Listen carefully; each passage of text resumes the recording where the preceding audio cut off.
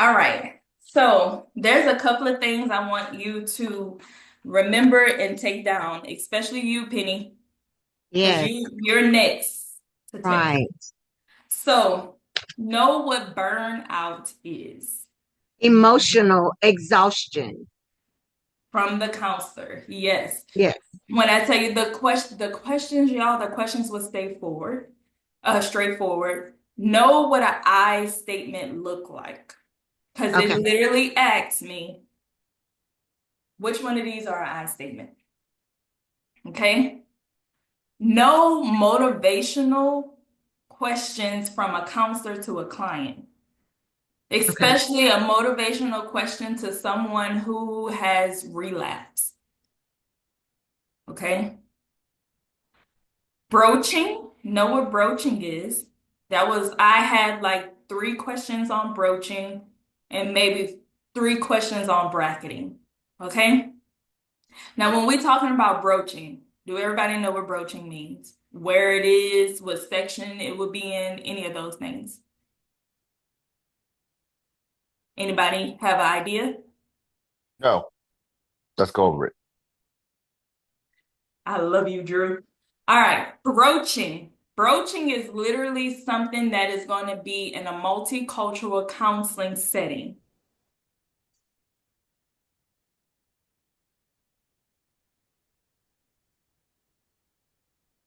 Okay? Broaching is when a counselor is Can you okay give me with some juice? talking. Hmm? Give me Uh, tea. Sorry. I Oh, was calling you. hold on, y'all. uh, Broaching happens when a counselor is okay with talking to a client about cultural issues. Okay?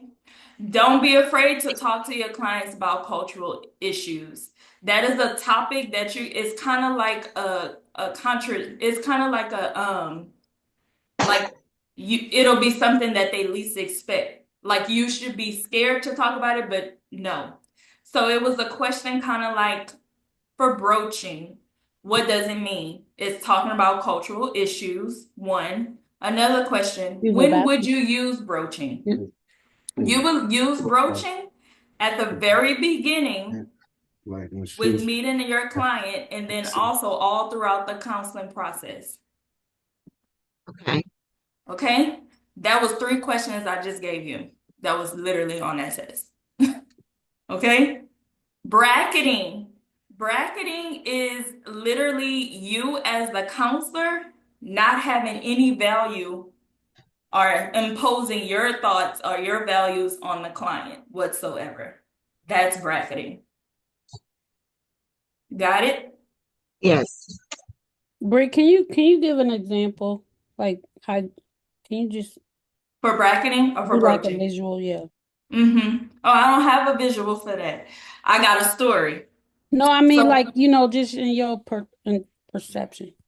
of bracketing or broaching? Bracketing? For an example, I'm a Christian, okay? How I feel should not matter, and I should not bring that in my counseling relationship with my client. If my client is saying, and that's it, kind of goes the same lines of doing a cultural encapsulation. It's the same kind of thing, but literally bracketing, it would ask a question like, what is bracketing? And it would be, I do not have my values in the therapeutic relationship at all. Okay? It did ask me the difference between spirituality and religion. Just tell me, what do you think is the difference? Because you know it. Because spirituality is more like them of the universe part, and then the religion is more like the ritual of it. So, am I right or wrong on that? Did you hear me? Yep, I did. Yep, Okay. spirituality is more of someone being in the world. And those are those people that's like the universe is speaking to me. I always think when I think spirituality, that is literally hippies. And I was a hippie at one point. I had locks and everything just was, it is what it is. And also I lived by if it happened, it happened. It must happen for a reason. And you know what that is? Spiritual bypass. Yeah. So it's going to ask you with a spiritual bypass. And it's literally a phrase that's like, if it happens, it happened. Or someone, I think it was like someone who feel that they have to be okay how everything is going because they used to failures. Literally. Right. And when Or you like think of or someone like the term, well, God must have wanted, if somebody dies, God must, or God it was wanted a that reason. I did or whatever. Hmm. So you're not dealing with your trauma in the situation because you're spiritually bypassing your trauma There by you adding go. a spiritual element to it. Just looking Yes. for how you're not dealing with the feelings, you're You're just not putting dealing with the that. feelings, you're just flowing. I always say you just flow. Yeah. Religion, that's values, that's a way of living, that is rules, that is Yeah. how you're Yeah. going to act. Okay. And literally, that's the difference. Religion is have values, have this. Think about being a Christian. You don't lie, you don't steal, you don't cheat, you don't It's commit adultery, you don't, it's just rules, it's values, it's this, it's religion compared to the test. Okay. All when right? I think of religion, I think of like our moral compass. Like, Definitely. And you will answer that question correct because it's morals, it's values, it's rules, it's this spirituality. We're just floating. Thank you so much, son. He's my assistant today, guys. I love you. So that's one. Four horsemen, Gottman's four horsemen. I have one question on that. Just know what stonewalling is. I didn't know, I had to guess. I didn't really look over Gottman's four horsemen.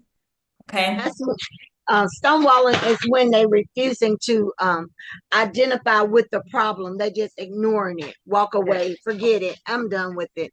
Yep. And when I tell you, the question was literally straightforward. If you know what it is, you can answer it.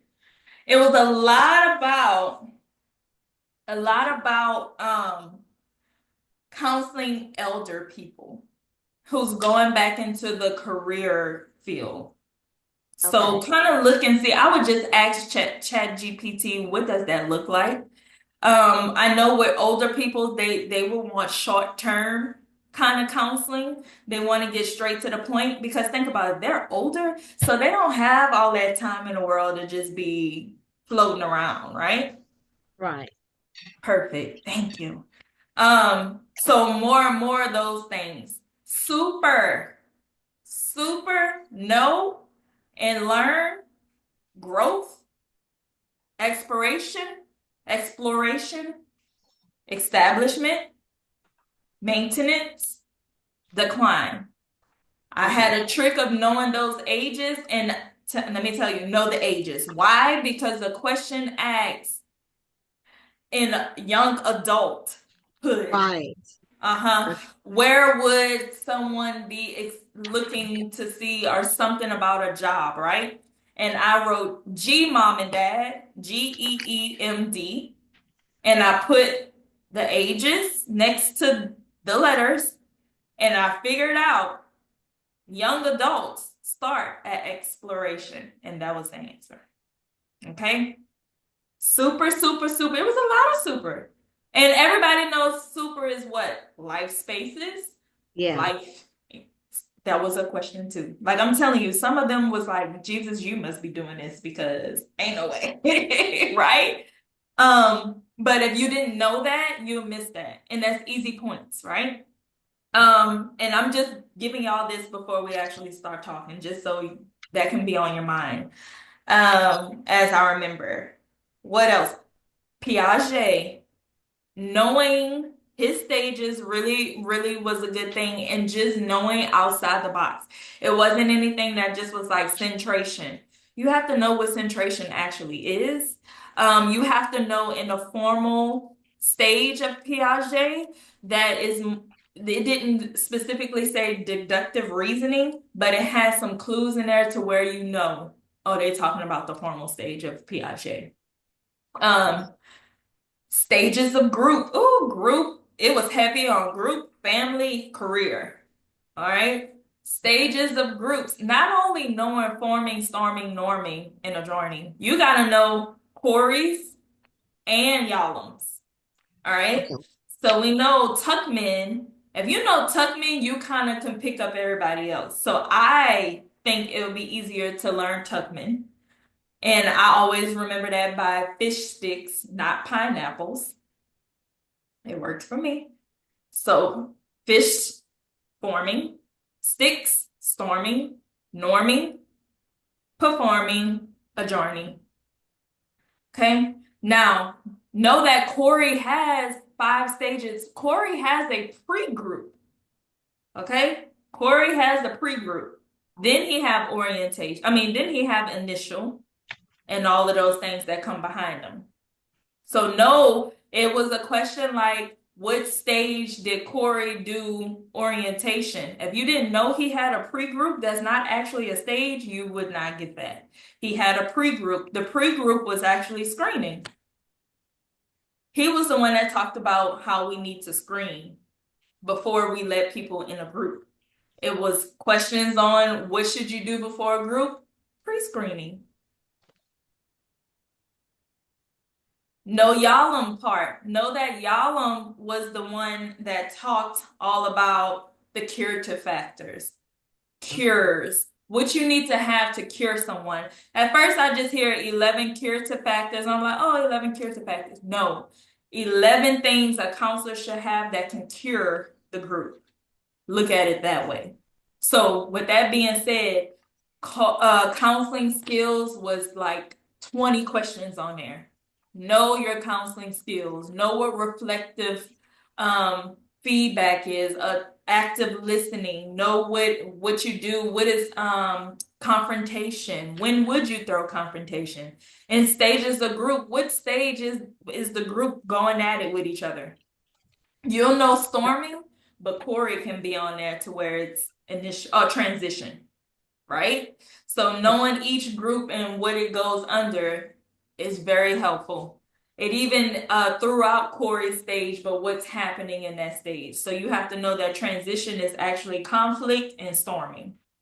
And that's going to help a lot.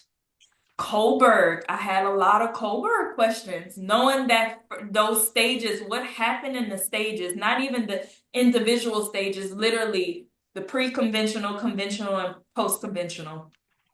What happens in the pre-conventional stage? Somebody tell me. That is the obedience. Pre-conventional is the first and second. Obedience is the very first one.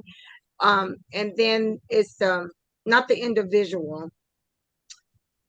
So just know and understand, in pre-conventional, that is when the person or the kiddos is looking at when consequence is being shown. They want to make sure there is no consequence with them. So Okay.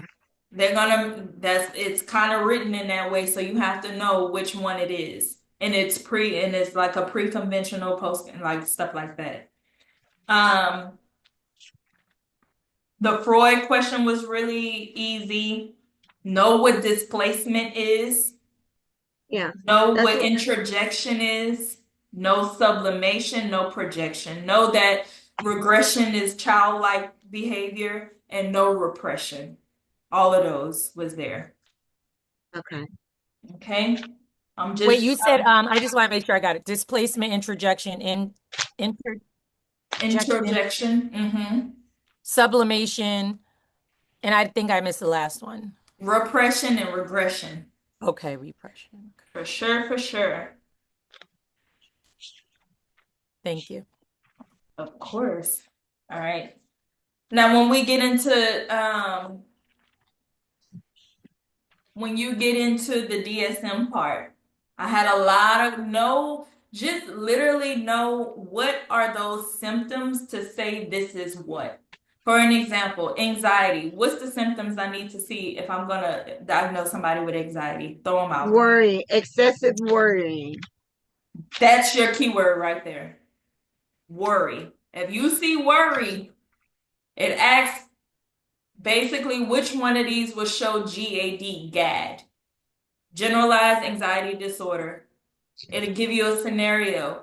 The scenario will say, Jenny has been through X, Y, and Z. She came into the clinic, she came into your office complaining about excessive worry. She lost weight, she this. It'll mix up kind of like a depression and anxiety. Remember, them two group together. Anxiety and depression, they go together. All right. Did you see any of the DSM-5 TR? I've been seeing a lot of them kind of questions like the premenstrual. So that came up, but it was more of the intermittent explosive disorder for a kid that came in that was 15 years old.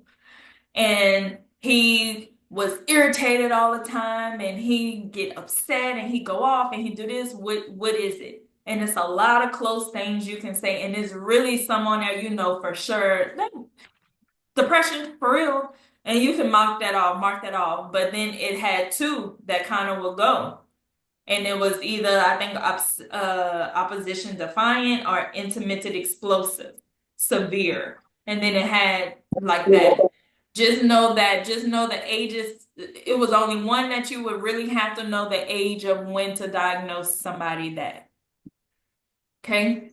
I had a depression question. What's a sign of depression?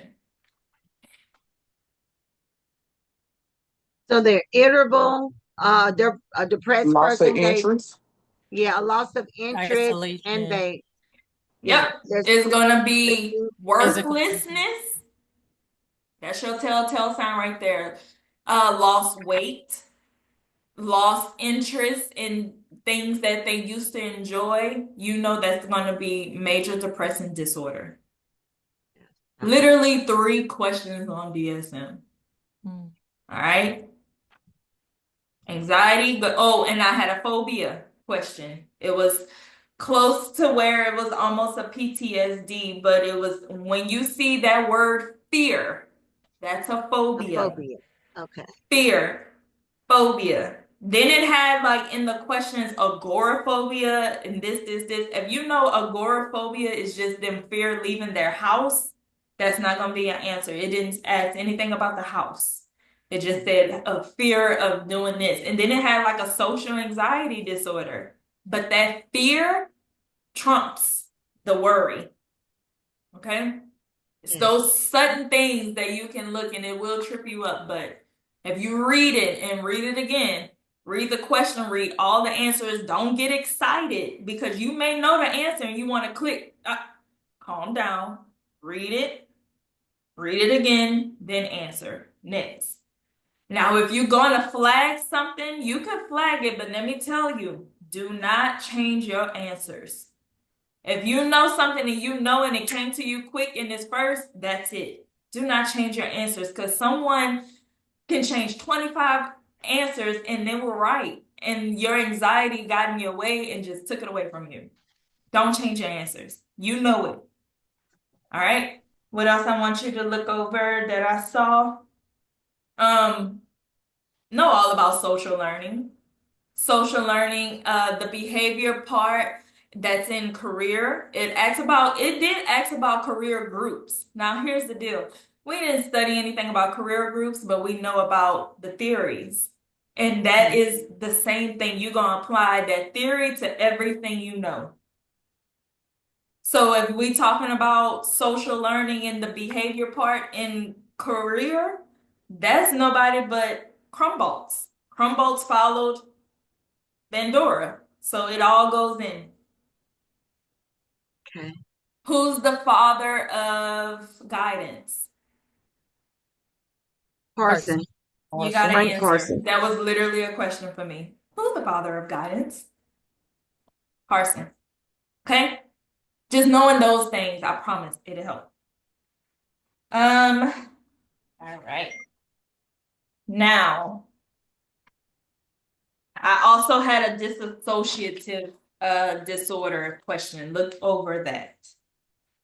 What would you do if a client came in and was not seeing this and all of that?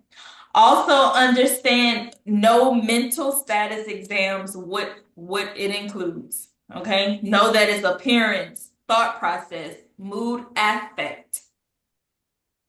intelligent functions in the sensory part of it. Just know what happens in a mental status exam. I think it was like, which one of these is part of a mental status exam? And the answer was affect they face. Okay. I'm just making sure I don't pass anything up. I didn't have any schizophrenic questions. Object relations. Just look that up. All right. Maslow's? No Maslow? Look up what now? Okay, so that's what I was talking about. Remember, if you understand that Maslow, there was some Maslow on there too, but if you understand Maslow, go with who else? Who else followed Maslow in career? And Roe. You got Roe. Know all of the people who are humanistic. So you got person-centered, that's humanistic. Existential, that's humanistic. Gestalt, that's humanistic. So it'll bring up humanistic things and certain words, that's when you know how to go. But if you understand it's a humanistic kind of thing, and they all look for self-actualization, that's important. Okay. Also understand. What Roe Brid that her skills and levels and stuff, the outdoor wasn't on there? Okay. Not for me. It could be on a different version. Okay. I do know somebody a time before it. I think it did ask me what did she do fields and levels. It was straightforward like that, fields and levels.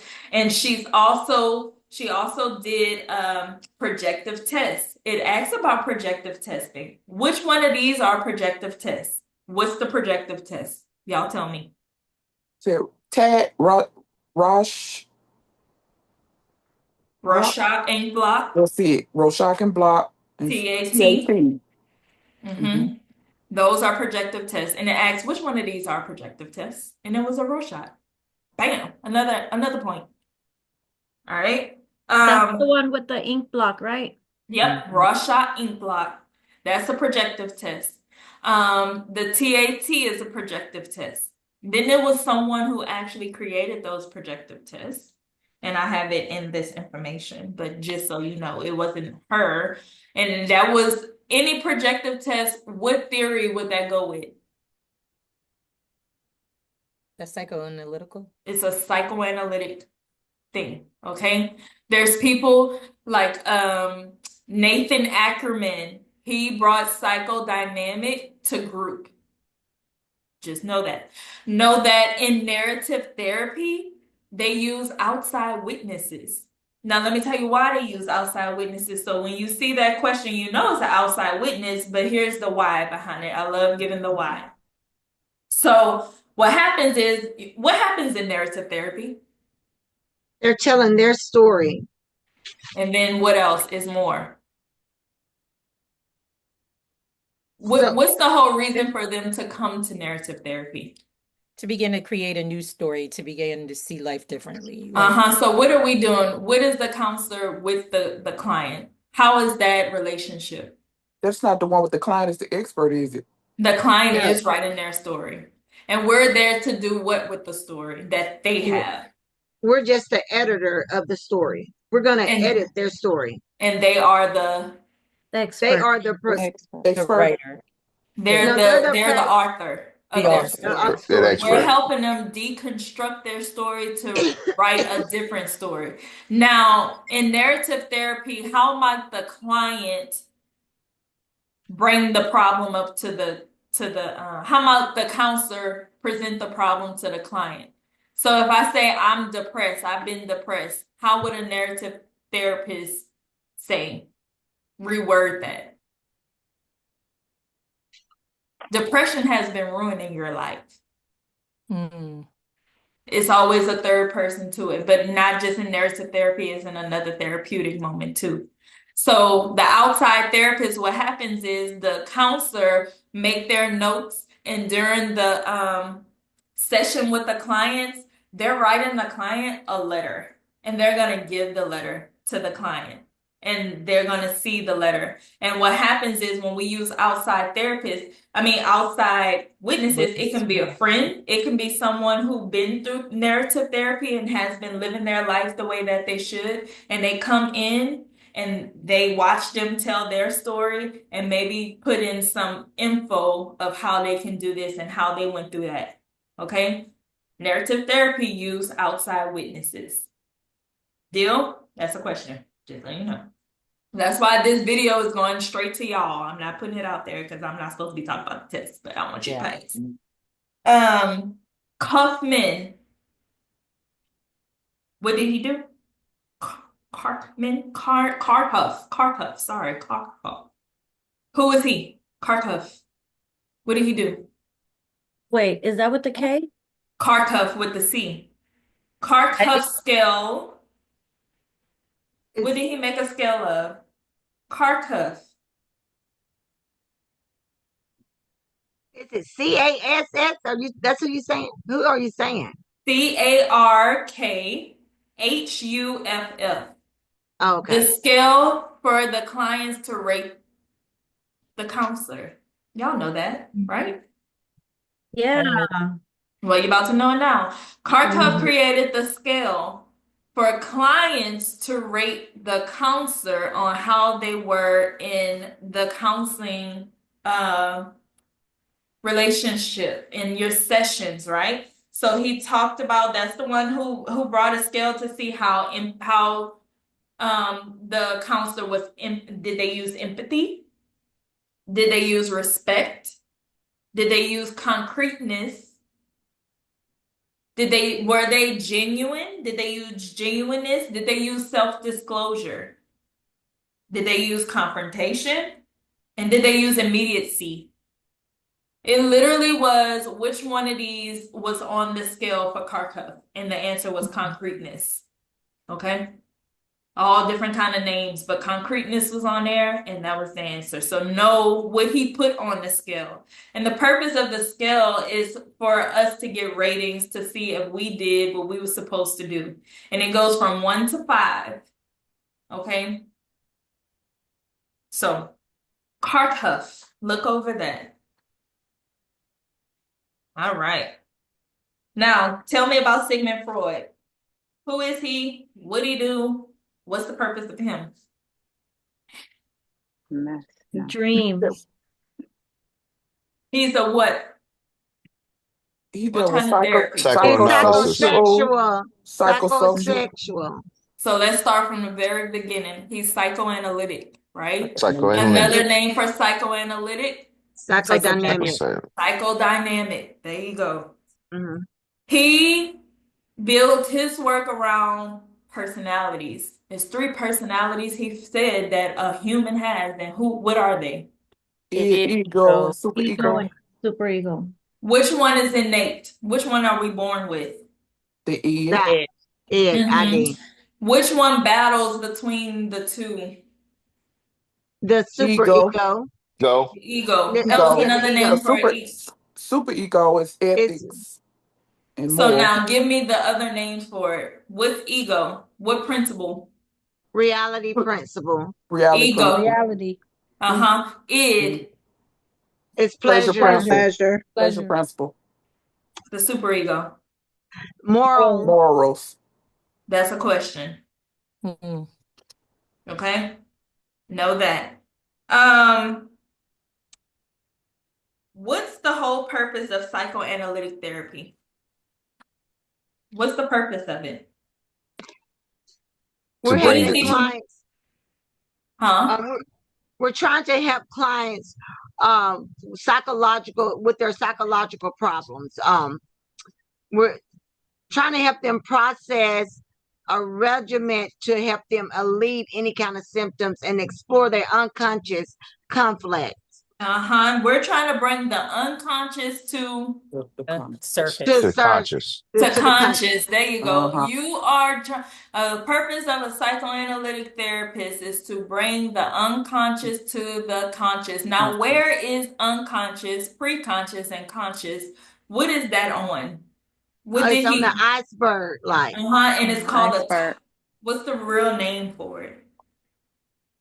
The avalanche or something A like that. It's topographical. Yeah, topographical. Uh-huh. Uh-huh. typographical. Okay. That's another answer, guys. I'm telling With you. with Freud though, is it true that he said that we could never reach the unconscious? Like it was so buried, it was Very so deep. deep down that we could So never. so what he did, he pulled out those defense mechanisms. Why is there and I'm gonna get to it, but why is there defense mechanisms? He What's developed. happening with the body?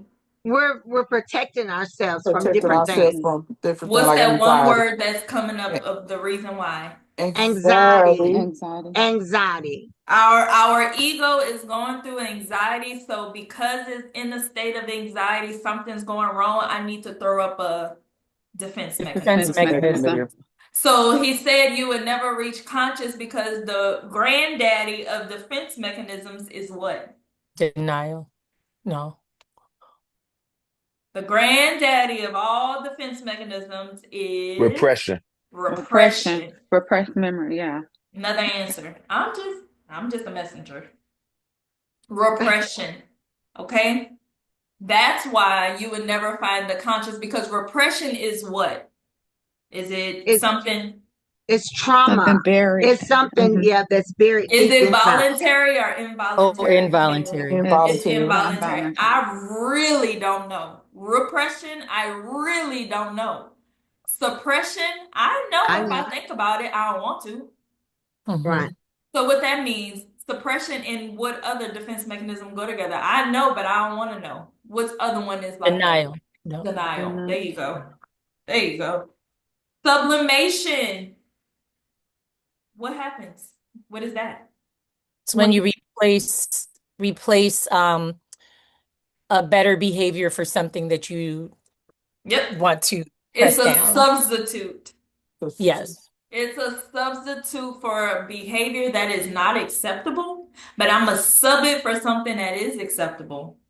Mike Tyson. I bring it up all the time. He could fight. He was fighting everybody. But he could go to jail too if he keep fighting on the street.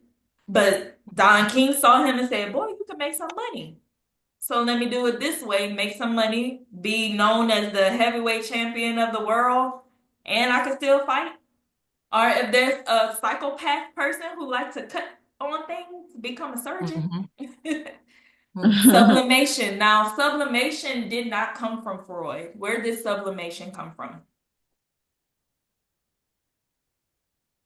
Remember this name, A. Brill. Brill. Yeah, Brill. Brill was I said also Brill. the person. Yes, he did sublimation, and he also was the person who transcribed all Freud work into English. All right. Freud is psychoanalytic. That's all you need to know about Freud. Where did give me the stages of Freud?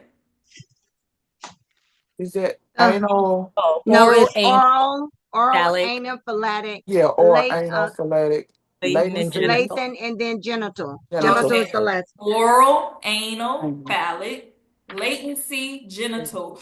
What happens in the oral stage? Reflux. Sucking, breastfeed, Sucking. Yes. At what stage, and this is a question, no lie, at what stage does Oedipus or the Electra complex happen in? In the phallic, the third stage. The phallic. At what stage is the only stage that is not sexual? Latency. Latency. Where does the libido come from?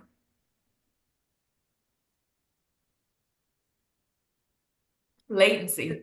What stage? Now you know. That's Libido. right. He talked about the libido, but the libido actually has the life and death instinct with it. He talked about eros and thanatos.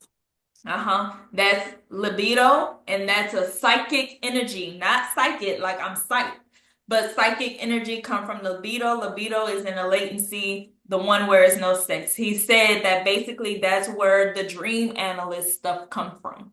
All right, we good on that? That's all you need to know. What is catharsis? That's something that It's you just expressing our feelings. Yes, like It's being How? able to, yeah. How? like screaming. There you go. You're letting it out. So in a group, if we're talking about catharsis in the group context, that's when that person have that breakthrough and start crying. That's when that person finally break that wall and start letting it out. Okay? Catharsis and abreaction. That's two things that go together. Well, can you spell abreaction? Abreaction.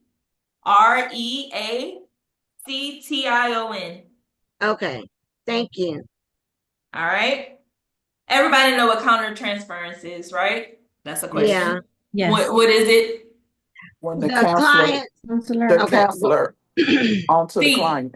Yep. Yeah. C. Countertransference. That's the counselor Counselor to the having client. feelings towards someone. And then transference The When client It's to the the client. counselor. Yeah. was free association. Can That's when say they just, anything. Saying the yes, first thing they're that able comes to to say mind. anything. Question. That's an answer. Telling you. Like you don't think that it would be there, but it's there. Know it. So the main thing about psychoanalytic, a psychodynamic, they want insight. What other theorists talk about insight into somebody? We're talking about insight. Insight. Who else talk about insight? You know, he was part of Freud. He Eric, broke away. Erikson. Adlerian. Is it? Adler, Okay, insight into a family, insight into a person. I said Adler. Alfred Adler, okay? Remember, who was the people who was with Freud? You had Adler. Mm-hmm.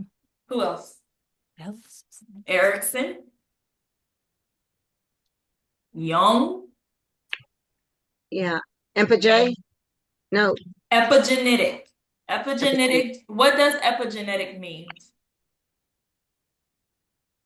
It's like getting something from the generations before you. It's the trauma that travels through the generations. It's actually just saying that you have to be finished because the main person who talked about epigenetic was Erikson. And he said you have to, and Freud said it, you have to be able to get past one stage before you move to the next. Oh, got you. If you don't, according to Freud, get past that stage, then you are what? You're fixated. You're fixated at that stage, literally on there. All right. But Now, you're able to move on, but you're going to carry that next stage on with you as well. Mm-hmm. So you gotta master that stage before you get to the next stage. And if not, Freud say you'll be fixated. Erikson say you will never move from that stage. All right. Okay. Now we brought up insight. That brings us to Alfred Adler. Give me some Adler stuff. What do you know about Adler? Adler, crap. Alfred Adler, remember, he was sick. Individual psychology. Yeah. Individual psychology. Thank Birth you. order. Birth order, yeah. Birth order. Here's the backstory about Alfred Adler. Alfred Adler was a sick child. He wasn't able to do the things that other kids was able to do. He had like this bone disease or something like that, right? So that's how he got all the information about inferiority because he started to feel inferior because he couldn't do what the other kids had to do. So he knew the feeling of, dang, maybe this is horrible for people, and all they try to do is reach that superiority part and feel inferior and do all of these great things. He also said something very important, that social interest is a big deal. Remember, social interests go with Adler. Okay? To help the client be healthy, the social interest is a big thing. Being around people, social connectedness is huge in a person becoming healthy. All right. Alfred Adler. He talked about birth order. Mm-hmm. He talked about he also talked a lot about lifestyle. All right. Lifestyle literally goes with Alfred Adler. He talked about it. He wanted to help the client develop healthy self-esteem and a lifestyle through re-educating and restructuring their whole being. So if a person was a middle child, then what happens to the middle child? They're left out. They feel left left out. out. They feel feel left out. overthrown. They feel exactly. The oldest child would potentially be The The leader. The le- Leader, and always the control, always. They and would be wonderful leaders, great communicators, very responsible, all of those things, right? Now, Alfred had someone with him. Who was that person? It was a student of his. Who was he? Are you talking about? No. You gotta know. Rudolph, Oh yeah. Drakers, Drakers. Okay, he was a student of Alfred Adler. He eventually brought child guidance centers to the US. Now, not only did Alfred Adler do just therapy, what else was he when it pertains to group? Remember, he was the preface of group counseling. Okay, think about it. He started group counseling because he was so involved in the family. Okay, that's why. yeah. So not technically group where random people come in and start all of that, but group as in the family being counseled together, talking about the birth constellation. Who is this? Who is this? What was your responsibility and all of that thing? Okay, that's all you need to know about Alfred Adler. So the role of a counselor and a client is collaborative. The counselor is not directive. And they want to establish a mutual respect between them to work with everything. Because think about it, he's going into insight You of said the, a person. you said the counselor is not what? The counselor is They're not collaborative. directive. It's a Not direct. collaborative effort. We're working together. The only time you will really see a counselor being directive, take my word for it, is in behavior therapy, reality therapy, anything to do with Skinner. And remember, Skinner is AKA ABA, adaptive behavior. Anything that have things to do with people taking responsibility for their life, that counselor will be direct. Things like person-centered, things like Alfred Adler, like Adlerian, things like all of those. What That's about not gonna be solution? What about solution focus? solution focused because you're working with the client too because they have to get a goal, right? You helping them create a goal, and what's that goal called? To find a solution. It's a certain name for a specific goal.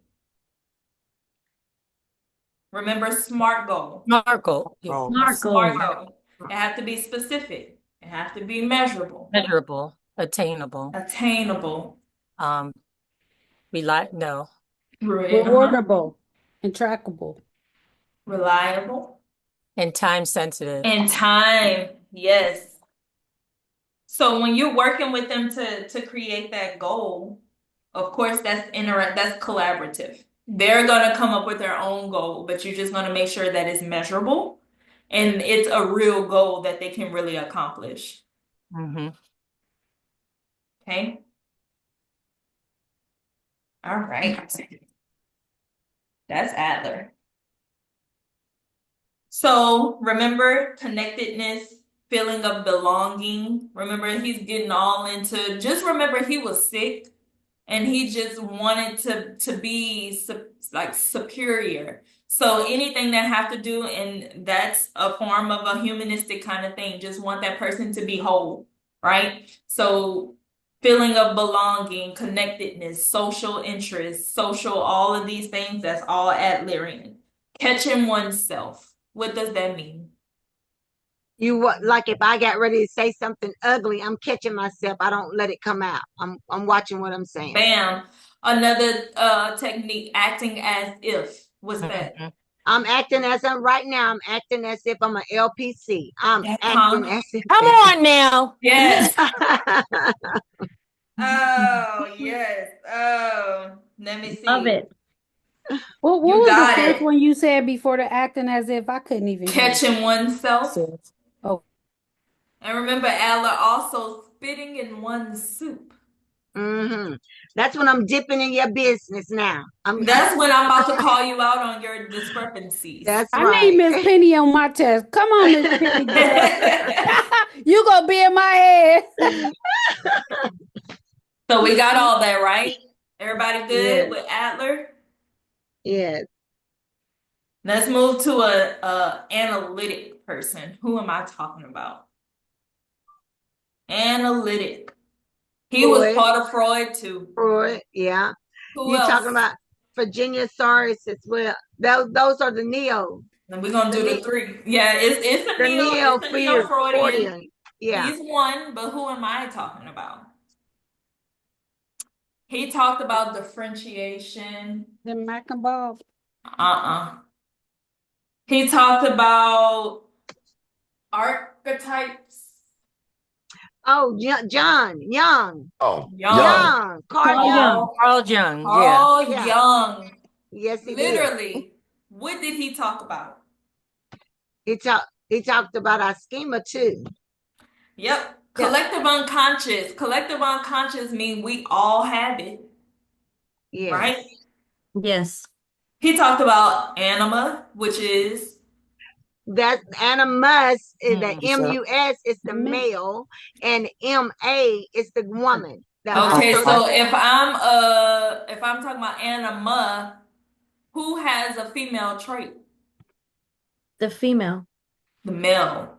Oh, the male. It's the opposite. So basically, what he's saying is we all possess a male trait or a female trait in our body, even though we're women, but we can do some things men would do. And even though a male is a male, you can have emotions like a female. That's okay. So the anima is the female trait that's in the male, and the animus is the male trait that's in the female. Got it? Yeah. Mhm. Now, he talked about introversion Archetypes or something. and the archetypes. What's the three main archetypes he talked about? The persona, The shadow. and the persona is the public self, right? That's what we want people to see. Right. The shadow is what we are hiding from people. It's a repressed self. We don't want people to see that.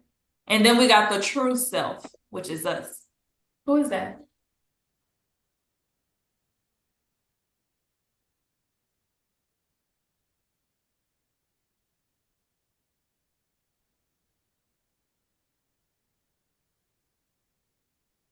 Is Carl Jung on helping relationships? I forgot. yes. No, Yeah. Carl, yeah. That happened relationship. Yes. Okay, for anima, she said it has male traits, right? And female traits. Or was In it the male, right? okay? And then the male, the animus is the male trait, and the anima is the female trait in the male. The animus is the male trait in the female. Okay, thank you. Yep, of course. He also was the creator of what? Myers-Briggs. The Myers-Briggs type indicator. And how many personalities showed up on it? 16. 16. Now, don't get that confused with the 16 personality factor. That was created by Cattell. All right? Okay. It's two different Can ones. we go back really quick? 3 main archetypes. What was the third one? It was persona, shadow, and self. And self. Okay. And then who was the creator of the Myers-Briggs? Young. Carl Jung. Yeah, He Carl used Jung. it. Okay. Now, who really created it was actually two women. And it was the names. That's where Myers-Briggs Myers comes and from. Briggs. Okay. Mhm. Somebody Myers and somebody Briggs. But Carl Jung used it a lot. So there you go. All right. We're good on that. Mm-hmm. That's all you need to know from him. I'm getting all my stuff mixed up. All right. Sorry, y'all. My mom and family just came in, and I told them I was going to be in a group, but they still showed up, and I told them I'm busy. All right. Yes, knowing the Neo-Freudians will be good just in case, but I didn't have any Neo-Freudian people on my test. Okay? The best way to remember a Neo-Freudian, use this. A DJ is fresh. A DJ. So it's Eric Fromm, Karen Horney, all those people. A DJ is fresh. Adler, Dykers, him and his student. And then is just there. Then you got fresh. You got Eric Fromm. You got rank, outer rank. Erikson. The S, what's his name? Shabazz. What's his name? Is Karen, Sullivan, and Karen Horney, whatever. A DJ is fresh. What was the J? The J is Young. Oh, Young. J-U-N. Carl Jung. Okay. All right, that's all for that. What was the D Oh, again? it's 7 of them. Dykers. Okay, thank you. Now we're getting into, if we're okay, not Eric Fromm, Erikson. Who is he? What do he do? Eric has Psychosocial. 8 sons. Eric has 8 sons. Psychosocial, but his first 3 were Mistrust versus trust, and then autonomic versus versus shame, initiative versus guilt. And then those 3 were what? Psychosexual. That's the only 3. Remember, they're all branching off of Freud, even though they ain't believe all in that sex because he was crazy. But all of the people who dealt with Freud have some things of Freud. So if you can remember those first 3 were psychosexual, then you good. Because trust versus mistrust happen in what stage? From birth to 2. Infancy. So if it's a question about a baby doing anything, you gonna know it's trust versus mistrust. And then you got autonomy versus shame and doubt. When does that happen? From 2 to 3. 3 to 5, 1 to 2. What's happening there? Just like Freud's, you got oral, anal, phallic. So what's happening right there? It's whenever the baby's getting potty trained. Yep. Yeah. Autonomy. They're happy. They're potty trained. They're using the pot. It's the big boy, big girl pot. And then they make an accident on themselves. Now they're starting to feel shame and doubt. All right. Then the oral stage. Initiative versus guilt. Initiative versus guilt. What age we're looking at? 3 to 3 to 6. 6. Yep. Then you got industry versus inferiority. 6 School to age. 12. That's Yeah, school age. school I age. always think about my son. Yeah. That's gonna work from 6 to 11. That's when they have to know what they're good at and what they're not good at, right? Right. And then they can move to the next stage, which is identity versus role confusion. What age is that? That's 12 that to 12 to 20. weird Adolescence age. 12 to 20. Before, That's when either when they're 12, 13, 14, I want to look like everybody. This looks stupid. I don't want to wear this. Nobody wearing that. Everybody wearing these. Everybody got the Jordans. Do you know people never move out of that stage? Yes. And that's horrible. Um, and then you go ahead and then you get into early adult. What is that? that's Intimacy. intimacy versus isolation. Okay, now that stage of Erikson is also what stage? The From sixth Livingston. stage. Oh, Don Livingston talk about this stage too. And what happens in this stage? they're falling in love with someone. They're building a friendship. They are, but if we gonna correlate it to Livingston, what else happened? Midlife crisis. Oh, midlife crisis. Yes. Midlife crisis. Okay. Then you have I'm lying. In generativity versus stagnation, midlife crisis. Right there. That's where it happens. Right there. Because that's your age 35 to 65. So is that the stage in Livingston? Livingston just talk about in middle adulthood, midlife crisis in men. But Erikson also talk about midlife crisis too, but that's the stage where it happened. Generativity versus stagnation.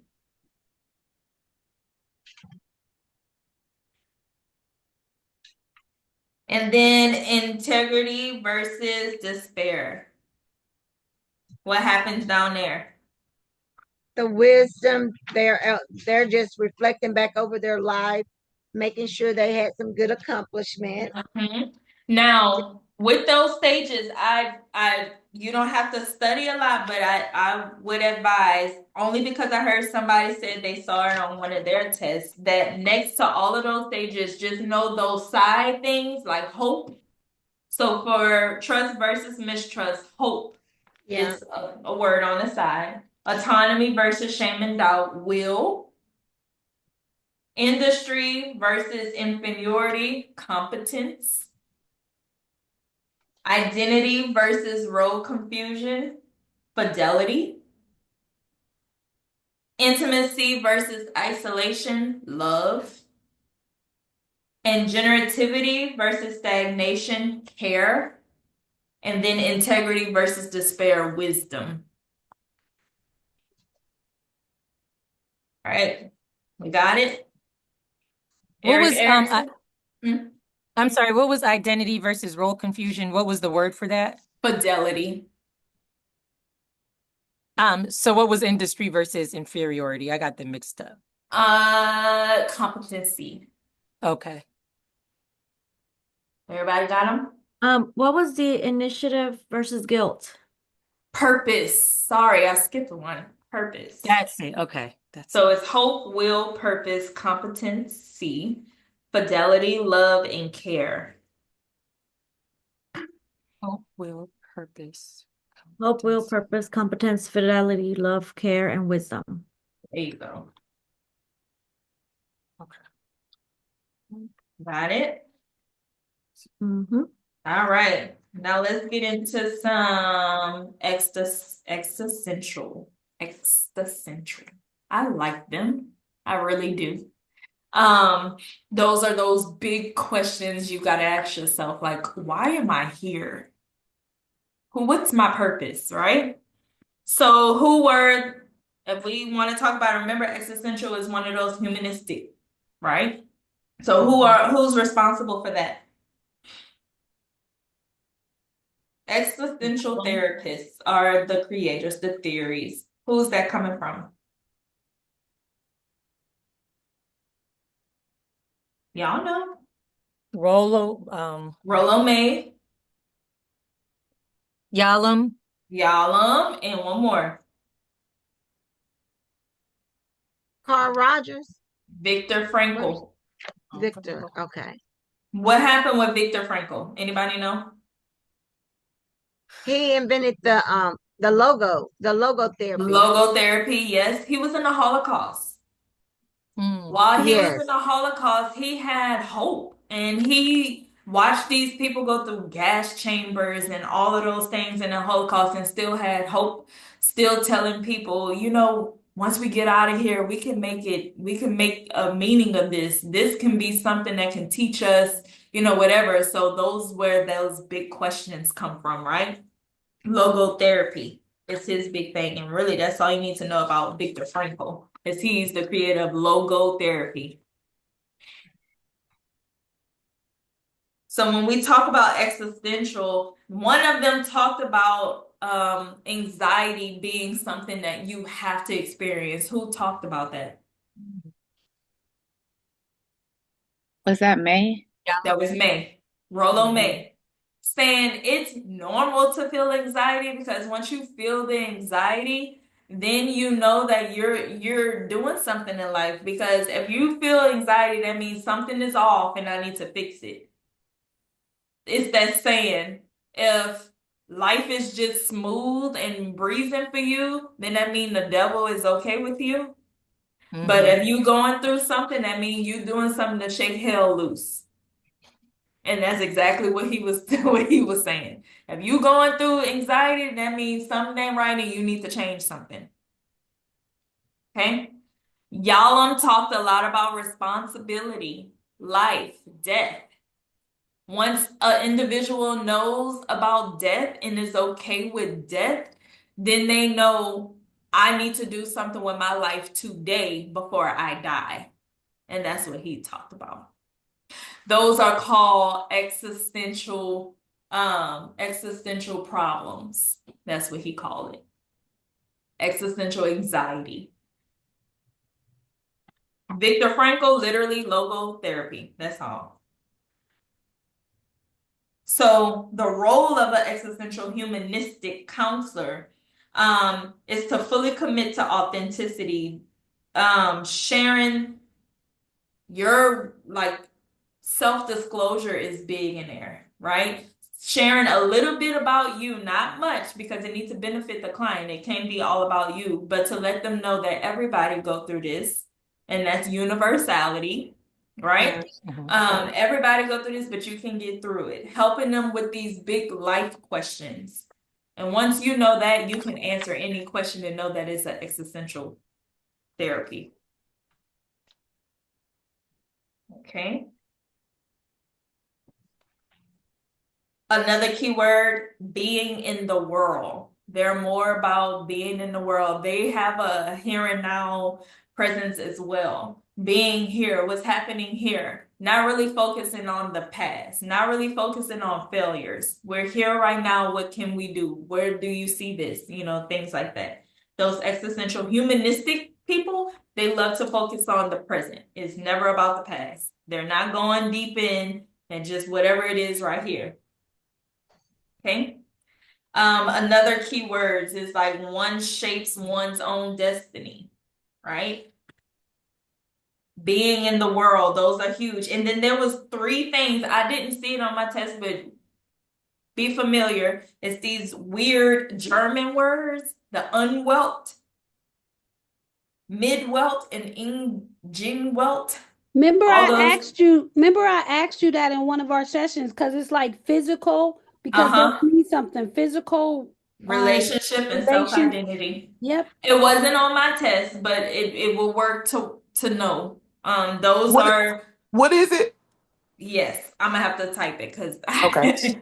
Welt, Yeah. Is it WILT? UNW? UMWELT, and that's physical. And this is all being in the world to them. And then midwell,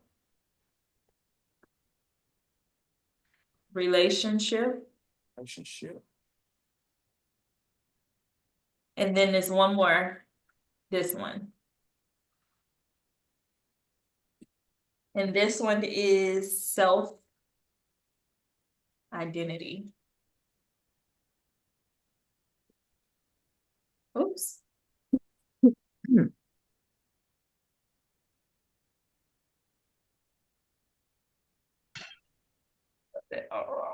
Mhm. Okay.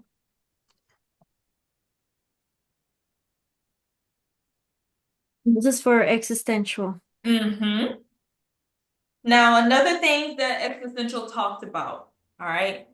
They talked about existential vacuum. What that means is basically somebody feeling empty. Because a lot of people going to come to therapy, you'll use existential therapy with people who's feeling like nothing in life is working for them. I don't have any meaning. I don't know why I'm here. I just feel empty. I don't, what am I even doing here? Why am I here? All of those things. And the existential therapist would talk about being in the world. What does it look like when you did win? What did it look like when you experienced a reward that made you feel superior, right? So they use things in their terms are like an existential vacuum. That's literally somebody's feeling empty, like the life was just sucked out of them. Okay. They use paradoxical intentions. What is a paradoxical intention? That's when we bring the anxiety out on them, right? Yeah, but how would I do it? Paradoxical intentions. It's actually something. So that's exaggerating something somebody's doing that they shouldn't be doing. So somebody who say, "Oh, I just get so nervous when I'm doing public speaking. I just shake real bad." And then Oh, you yeah, tell they them tell you as to a go up and therapist, shake. Shake as "Oh, hard as shake." possible. Yeah. So there's paradoxical intentions, and then there's paradoxical prescription, which we would get into during families, because a paradoxical prescription is me prescribing the symptom of you at 3 o'clock every day. I want you to go and shake.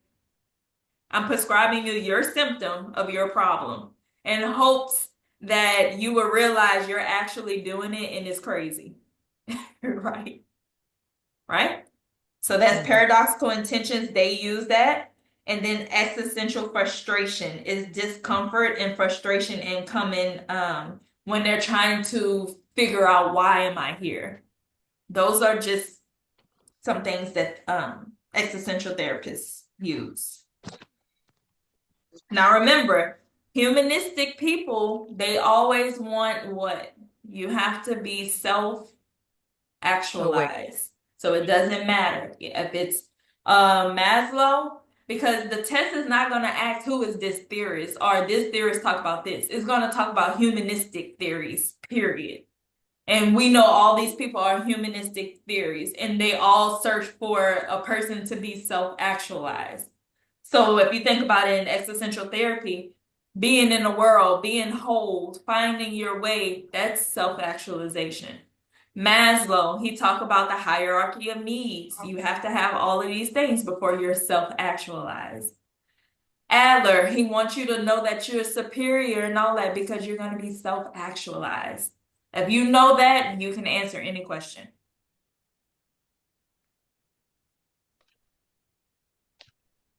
Everybody I good with did have a those? practice questions about the pillars, like what was on, so it's two pillars, and what was the like the contents of the second pillar or something like that, I ain't seen like nothing like that. financial. Some of those practice tests, y'all, nothing I saw. Nothing I saw. I think it's good for recalling information. And I think it's made hard on purpose so when you get to the test, it can be easy. But I agree doing practice tests, but that's not a sole way to study. It is not a sole way to study. Studying and just knowing the information and feeling the information is easier for you to recall everything. And that's why I'm grouping together those humanistic people, because the questions are like in a humanistic therapy, and that can be I want your brain straight to go to existential, Maslow, any of these things person-centered, how is that? Those are people that want to work with the clients to see how can you be self-actualized. It's a whole different look. And then person-centered. Of course, that's next. Who did person-centered? Carl Rogers. Carl Yeah. Rogers. Carl Rogers, when I think of his theory and when I think about his therapy and I think about his theories, that's more of a you did something wrong, but you get a second chance. Uncongruent positive regard is on the test, and you know that come from Carl Rogers. What is that? What does that mean? Unconditional positive regard. What does Showing that mean? respect to our client and having empathy for them, not sympathy, but Having empathy. a non-judgment Judgmental. environment. Yeah. He can come and say, I raped 5 girls and I want to be changed. You still have to believe he want to change. Even though in my head, I'm like, you rapist. But I can't think about that. I can't do it because I practice bracketing. So I cannot put my values on how I feel in this counsel relationship. I have to show this client unconditional positive regard. Never be sorry. That's the so the NCE and the CPCE are the same thing. The same thing. To the point where they said, if you take your CPCE, I was scheduled to take the NCE 2 weeks right after. Same material. Because even taking the NCE is CPCE parts underneath. So all of it's the same stuff. Yeah, 'cause Congruence. very, very familiar. Huh? It sound familiar? Yes, everything you're going over sounds so very familiar. Yep. Same. I'm telling you, it's the same thing. Like I said, if you pass the CPC 2 weeks, you need to go take your NCE while you still got it. Oh, okay. No, it's been years now. I have to take That's the. okay. We refreshing. That's why we here. Making Okay. sure everybody getting it. What is congruence and genuineness? What is what? Congruence and genuineness. Y'all talk about it. Give me 1 second. Con- Go ahead, Penny. Congruent. yeah, our congruence is how we're treating the individuals, and the genuineness. What congruent is like, we're not being ugly.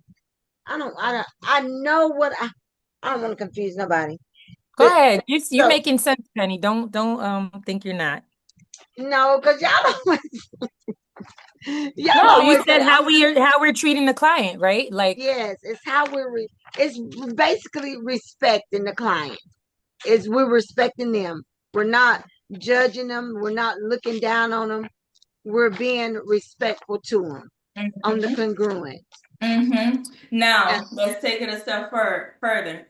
To be congruent and genuine, I'm talking about even in my body movements. I need to, whatever I'm saying needs to match. So if you telling me something, right? Because the goal of person-centered therapy is the client and the counselor is just a friend. I'm just somebody here. I'm not even a counselor to you.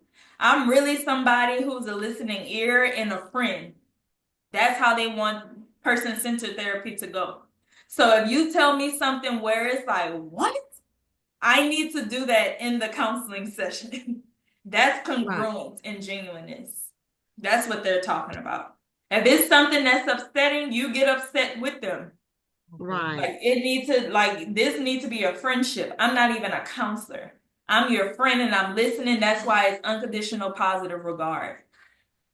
That means no matter what you say, I'm just going to be there for you and be like, you know what? I can understand why you feel that way. I can understand why you're frustrated. And then you give them a little self-disclosure. You know, I went through that before, so I can really understand how you feel. Take it back.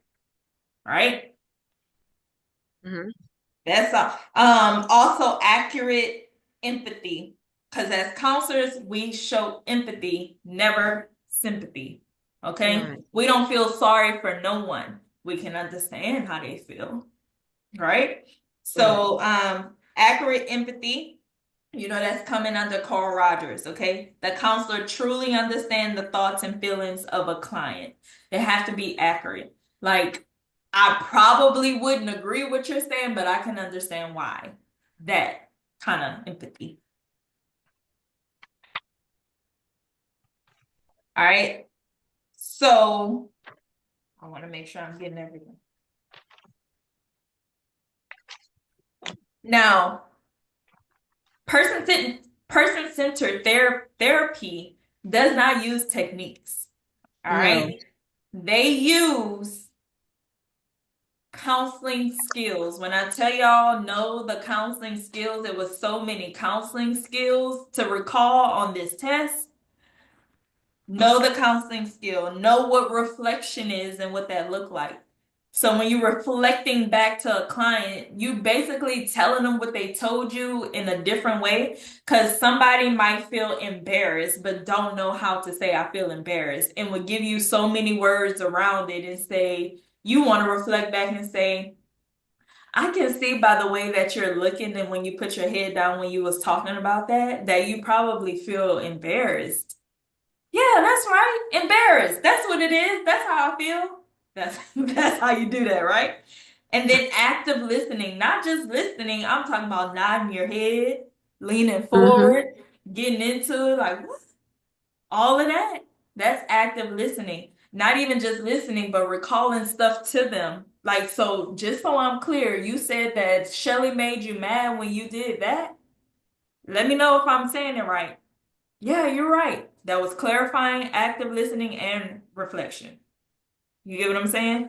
It's Open-ended questions, making this counseling session go further. So help me understand, how did that feel? I know you said that you felt this way, but what did that really look like? Like, I'm really into it. I really don't care what you're talking about, but you're paying for the session and I'm going to be here for you, right? Right. Summarizing, same thing as reflection. All of these things do the same thing, but summarizing, you just gonna literally recall everything they said, not verbatim, not parroting, because parroting is when you just saying what they said. No, you gonna add a little jazz in it, juice it up, right? Supporting, just being that support for them.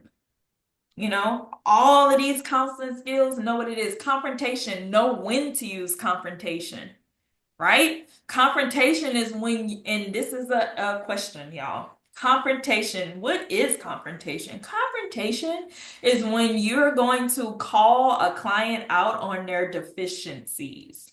Yeah. When something don't sound right, and it's like, wait, but you said you didn't want to do this, but the way you're acting seems as if. Confrontation.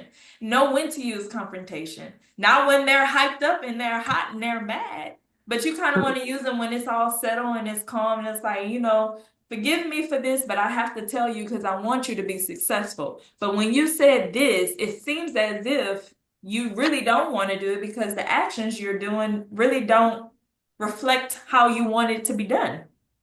Confrontation. Okay? So person-centered they don't use techniques, but they use counseling skills. Counseling skills was all throughout this test. Know it. And I can see why. You're going to be a counselor. You really have to know the counseling skills. Okay? That's huge. Know that. Are we okay? We doing okay? Am I going too fast? Everybody getting it? Because once we finish with this, the next session, we're going straight into, because we know the theories now we can apply it in different areas because you're going to see the same people in careers, the same people in groups, the same people, here. The only difference in things that you actually have to study and just know is when we get to research, when we get to assessments, all those things, those are things you can remember. These are things you want to apply. Okay? Now let's get to Gestalt. I had so many questions on Gestalt. Do anybody know what is used with Gestalt therapy? It's another theorist and therapeutic thing that is used in this one theory. Anybody know? Is it reality? That would be more behavior. right? Yeah, that's In true. reality, get you together. There's a lot on there too. Do y'all know that TA, Or transactional transitional analysis, is analysis. used a Have. lot in Gestalt therapy? That's an answer. All right. So what is it now? What? What did TA? you just say? Yeah. TA TA. Oh, the by Eric Byrne, yes. transactional analysis. Okay. So He uses that. Gestalt, and that's coming up right That's after I start Bernie, talking right? about Gestalt. Bernie. By Eric Byrne, yes, ma'am. So, who was the creator of Gestalt therapy? What does Gestalt mean? The whole person, and the Really creator means, was Fixed Pearl. yep, it really means Mhm. to be whole. So, what kind of therapy is that? We just talked about it. That's part of what umbrella? Humanistic. Humanistic. Humanistic. Anything that's trying to make a person reach self-actualization and be whole within themselves, trying to heal, that's all your humanistic people. So when the question might not say Gestalt therapy, but you know it's going to be one of these humanistic therapies. And all the humanistics talk about self-actualization. All the humanistics talk about insight. All the humanistics talk about all the things you need to have so you can be a whole person. All right. Just Gestalt. The name means whole, right? So in Right. Gestalt therapy, what are some techniques that'll show you for sure that this is Gestalt? Role He play. used the empty chair too. Role play, yes, yes, and yes. So because it's role play, where else you gonna see a lot of Gestalt? In Psychodrama. And who created psychodrama? He did. Uh-uh. No.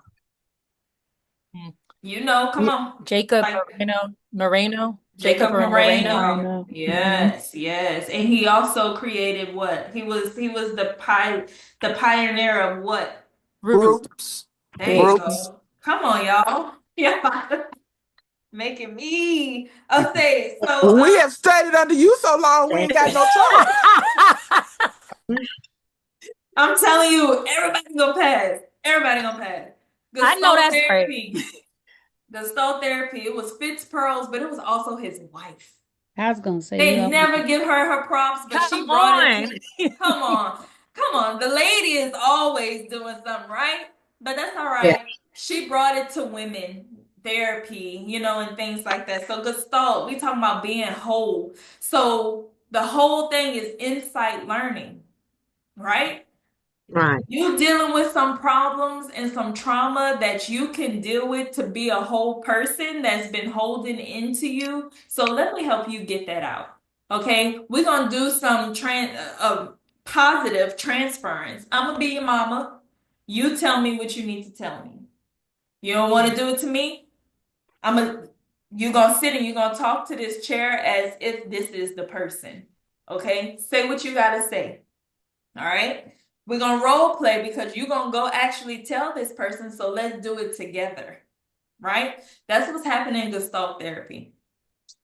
All right. So they want life as a fuller life in order to be fully integrated into the world. Awareness. All of these self-actualization, I'm telling you, they all talking about the same thing. Only thing you really need to know is what's the techniques they're using. It's not going to say in Gestalt therapy what was used. No, in this therapeutic process, they are using this. What is it? It might ask in Gestalt therapy. I think I remember in Gestalt therapy, what is the main technique that is used? And you're going to see that big and bold empty chair. Bam!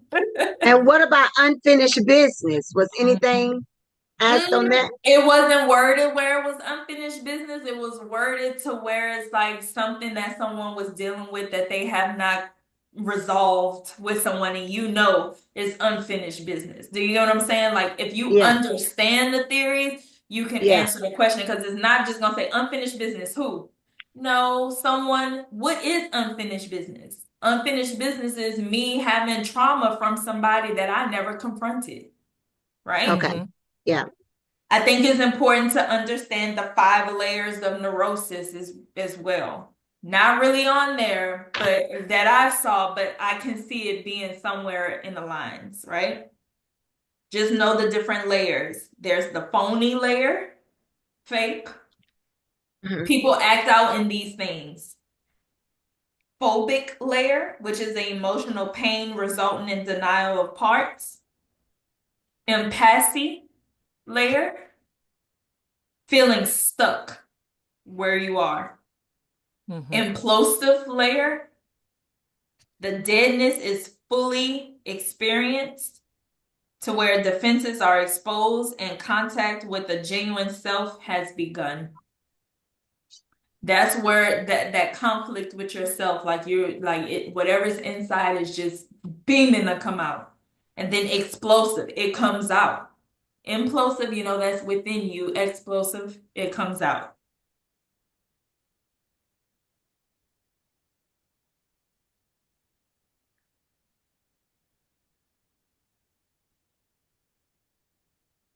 Now, in Gestalt therapy, those defense mechanisms pop out too. So that's why I'm saying if you know exactly what introjection is, taking in somebody's problem that have nothing to do with you. Projection, that's when, what Rosenthal say, you think you looking out of a mirror, looking out of a window when you're really looking in the mirror. All of those things, all right? So the techniques, of course, we got the empty chair, role playing, psychodrama, but you know that's made by Moreno. Dream work. Rehearsal exercises. Rehearsal exercises is you, after you learn how to act, let me see it in play. Do it with her. Let me see how that looks. Okay? I statements. When I tell y'all these were easy points, just know what an I statement look like. You literally, it asks, which one of these are I statement? And you click. Okay?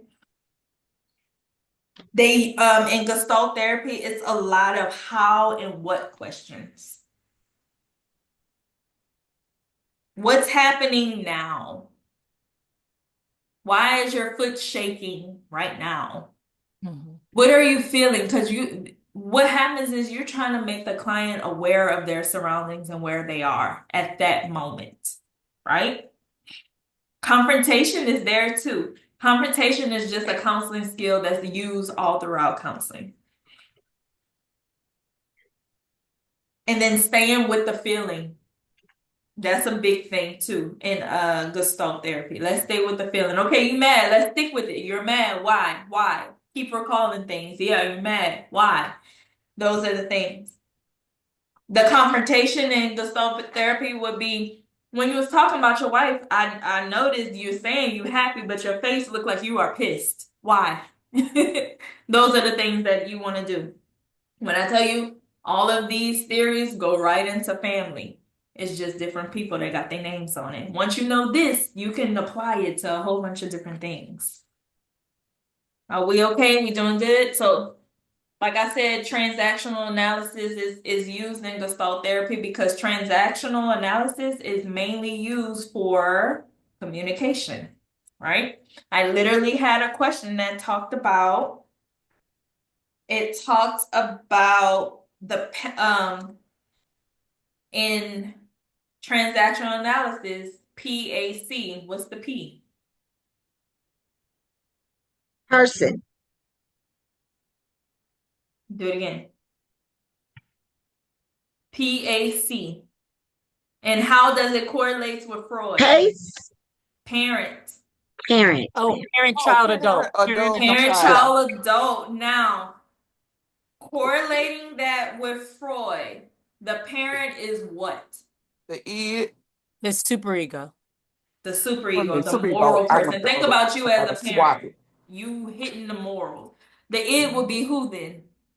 The child. The child. And then the adult is? The superego. And I would want you to understand what is a nurturing parent and what's the critical parent. So basically what TA is talking about is we play games. That's the main thing. People play games in order to avoid intimacy, right? Mm-hmm. Depending on how our conversation and our communication patterns is going to go, this is how you're going to have an effective communication with the next person. I could be a person who always talk down to people, meaning I'm always operating from a parent standpoint. And you may feel defensive by what I say, so you're going to say something to get back to me to make me feel bad playing games, but you're going to communicate from a child point of view onto me. That's what transactional analysis is. I give you this, either you respond to me as an adult, another parent, or a child. But because my feelings was hurt, I'm going to respond back to you as a child. I know you are, but what am I? You know? So that's all they talk about. Know what an adapted child is. And that's control, they cry, rebel, just what I said, that example. I might talk to you as a parent like, you know, when you said that, that was really rude. How am I going to respond? Am I going to respond as an adult, or I'm going to say, well, if you didn't say that, I wouldn't have to say what I had to say. That's coming back as a child, right? So that's all transactional analysis is. How are you going to get that conversation back? And really all the question was about who does PAC correlates to who? PAC is to Eric Byrne as this is to who? Adler, I mean, Freud. So just know life scripts, games, stroking, which is any recognition, whether positive or negative conditioning or unconditioning.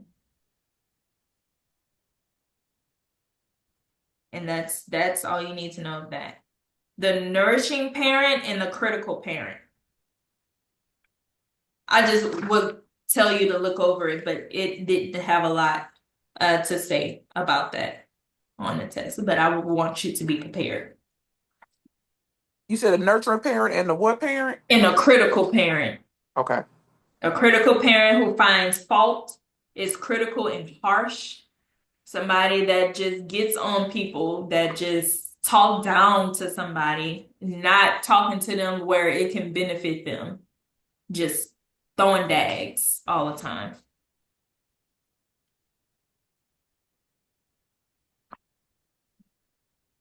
All right. Y'all okay? Yes. All right, let's get into behavior. Because now we're moving into the behavior. Theories. Tell me, what's about behavior? We have Skinner. Who's the SWP? Person, wait. Skinner. Skinner. Watson. Watson. Pavlov. Pavlov.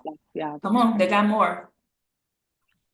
Thorndike. Who did CBT? Mike and Bob. Ellis. But those, so they ate. Look, they ate under behavior. But let's stick to whooping.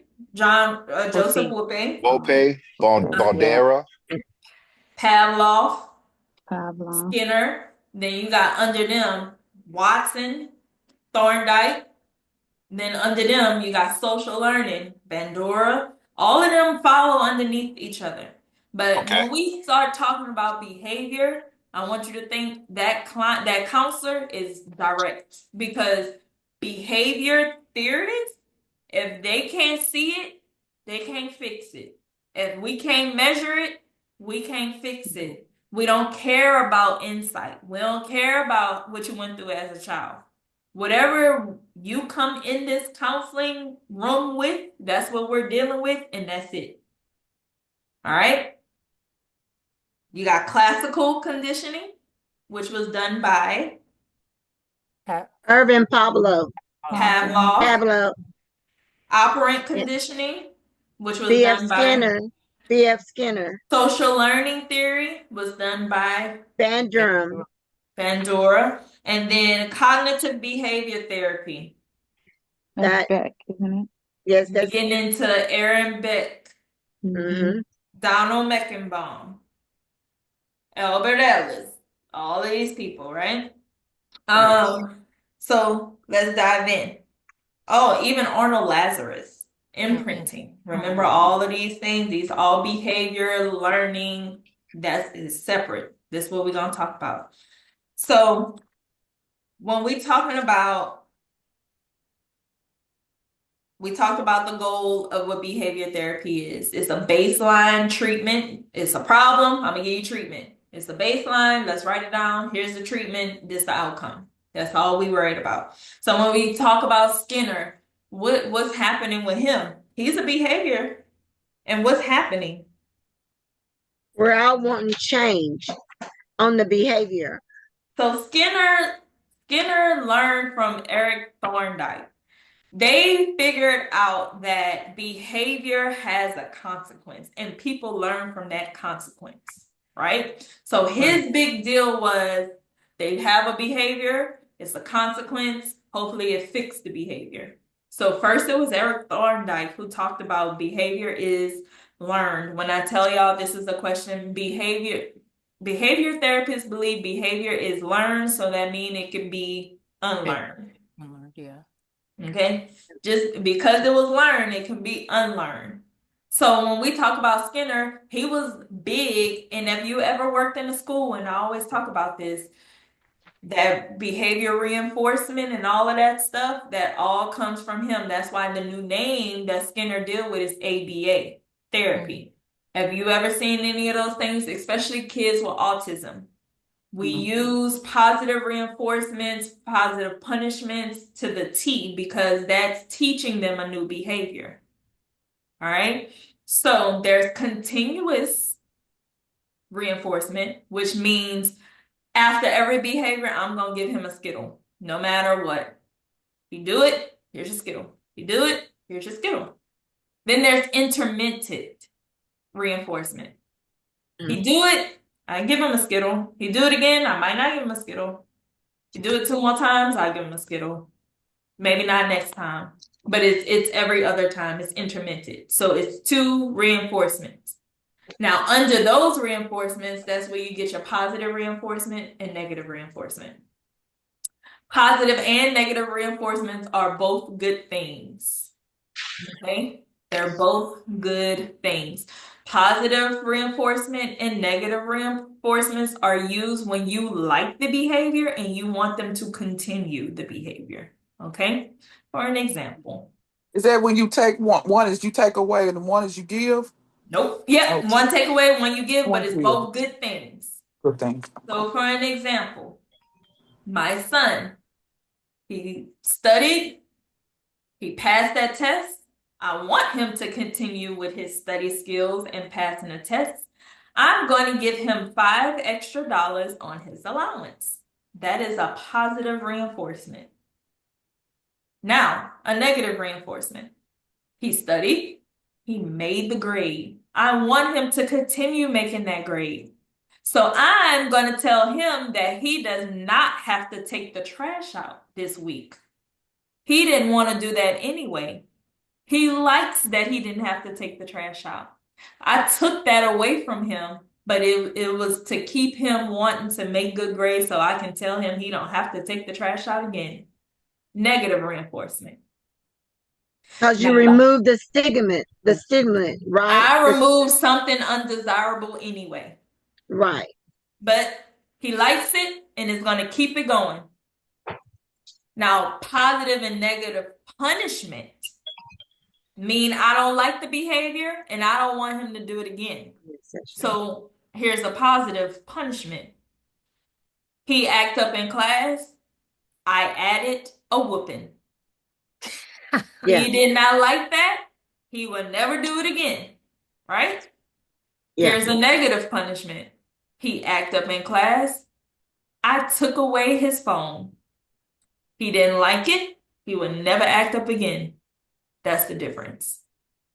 So it's either I'm adding something to him, a belt to his butt, or I'm gonna take something from him. Privileges, fun things. You're punished. That's a negative punishment. That's Skinner. Also with Skinner, the schedule of reinforcement. So it's a way you got to do the reinforcement. Okay? Yeah, this is where I get confused on The schedule fixed of ratio, reinforcement. the fixed ratio, the variable ratio, the fixed interval, the Let me tell variable you, interval. anything with an interval is time. Anything you see with a time, that's interval. You know it's going to be an interval. Anything that is set in stone is fixed. Okay? Anything that is unpredictable, that's variable. It varies. So for an example, what would your paycheck be? You get paid every 2 weeks. Fixed. Interval. A fixed interval. See? A slot machine. I don't know when I'm gonna win, but when I win, it's gonna be something. The predicted one. Variable what? Variable fixed. Interval. Variable. Variable. Variable interval. Yep. You don't know when you're gonna get it, but you're gonna get it. It varies, but it's gonna be something. Okay? So a fix. Let me see. Oh, hey, Britt. Yo. So the fixed interval is our paycheck, right? Because it's fixed. Yeah. You got a fixed amount you're gonna get paid every Okay. 2 weeks. Anything with time, you know, it's gonna be interval. Okay. The variable interval is the slot machine. Because it varies when you're gonna win, and it's a time. You Yes, don't know when the it's time You goes. just don't know when. Actually, that would be like checking your phone Or checking your email. or checking your email. You don't know. You're just gonna pick it up randomly. You're just picking it up. I don't know when I'm gonna pick it up, but I'm gonna pick it up and I'm hoping I get it. You know? Variable, interval. I'm picking it up anytime. So every time you see anything with time, you know. I get paid after these amount of shirts. Variable, fixed variable. I get paid this amount, but it have to be after this. You know, things like that. So just knowing time, if it have anything to do with a time, it's gonna be an interval. If it has anything that gives you a number, that is fixed. That's how I remembered it. It was a question that talked about, and I know I'm skipping, so all that Skinner, okay? Behavior, training it. If it's learned, it can be unlearned. Skinner. I did have a question about Joseph Wolpe and when it's time to expose something to a client. So everybody, y'all know how Joseph Wolpe worked, right? Systematic desensitization. Systematic desensitization. Basically, we're exposing a client to their fear. Okay? So it asks, at what level will I start exposing my client with something? So the way you're going to measure that is on a scale. What's the name of the scale? Or what's the acronym of that scale? You're gonna start doing what? SUDS, the SUDS scale. Yeah. All right. So here's the deal. Somebody come in and they have a phobia of spiders, right? So we want to get rid of the spiders. Spiders not that bad. It's, it's taking control of your life. I just really want to be over spiders. Okay, we can do something called systematic desensitization. However, I am going to have to expose you to it, but this is how we're going to do it. First, you teach them relaxation techniques. right? Mhm. I need you to know how to relax when I expose you because you got to go back down to, I have to ground you back, okay? So it's going to be steps that's going to be taken when I'm exposing this client. And then the way I'm going to know that they're ready is I'm going to jot it down on a SUDS scale that goes from 1 to 100, okay? It asks, and it has sets of numbers, 70, 60, whatever. When should I expose the client to something? You're going to expose that client when they get down to at least 70. Okay? Mm. It goes down. It don't go up, it goes down. All right? First, we teach the relaxation technique. Second, we're going to talk about spiders. Then I'm going to stop and say, where's your anxiety level? 90. Okay, I'll draw 90. Now we're going to talk about what a spider look like. Where's your anxiety level? 80. Okay. I'm going to bring a toy spider in. Where's your anxiety level? 70. Now I can start bringing the spider in, letting them touch it, and then all of that. Also, what's used in that is called flooding. That means exposing. So when you think about symptomatic desensitization, they use flooding, they use explosive therapy, explosive therapy. They use all of these things. So all that is grouped into one. All you need to know is you'll start exposing your client into the problem when they get down to a 70. Okay? What is it? Is exposing the client to their phobia. That's 3 questions that was just answered. Okay, go over that. It didn't ask a lot How do you about spell his name, Brittany Whoopi? How do you spell Wolpe. that one? WOLPE. Mhm. Okay, that's okay. Okay. Know what extinction is? Extinction is just punishment. It's actually just planned ignoring. You ignore the behavior and eventually it becomes extinct. It gets worse before it gets better. All right. No, in behavior therapy, it's a lot of rehearsal because they're practicing their new behavior. What else? Higher order conditioning, because what did Pavlov do? He worked with Dogs. and he found out that I can actually condition a person or a dog to do what I want them to do. So you just know that he took all you need to know is that it was a dog and it's elevated. That's it. But understand how classical conditioning work. I don't want to just say, look at that. Look at the whole scope. It was technically, yes, this is something that is unconditioned that became conditioned. And I always like to use the hospital for a good example, right?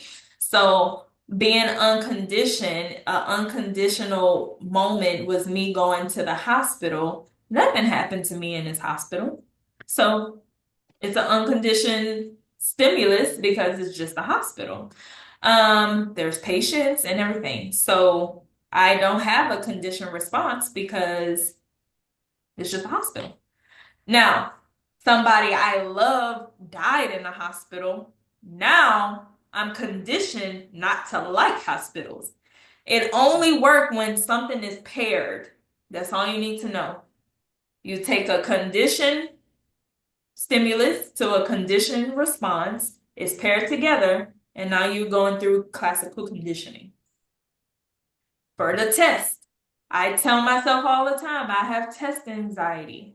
I can go in and I can fail this test. Now I really don't like taking tests, and I really do have test anxiety. Before I didn't have it, and I'm gonna erase that. It's just a test. I'm gonna go and take the test. I'm happy about the test. I don't have problems with tests. But then I fail it. Now I'm conditioned not to like tests and say I got test anxiety, right? Is when something paired together. What was that? And that when something is paired together is called a reciprocal inhibition. Inhibition? No. No. The reciprocal inhibit habitation. Inhibitors. Inhibitors, yes. Okay. That's what Joseph Wolt. So let me tell you about that. Reciprocal inhibition, that's where Whoopi placed his work upon. What he realized and what he found out was a person cannot be scared and happy at the same time. Right. So with that's the definition of reciprocal inhibition. A person cannot be one thing and another thing at the same time. So that's why he taught the relaxation techniques, because you can't be relaxed and scared at the same time. That's Right. how we can desensitize something. And that's what reciprocal inhibition means. You can't be two things at one time. And that's what I'm trying to not be. I can't go on this Yes, test. you being can be scared and confident and at the same time. right. Miss Penny. Exactly. Okay. Come on, Penny. I know, girl. I cannot. You're gonna be good. And then next, what goes with desensitization? What comes with it? What are you gonna use to make a person desensitized?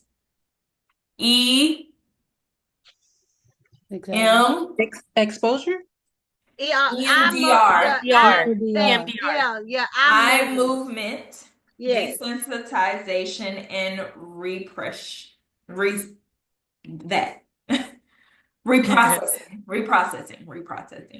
EMDR. That's all you need to know.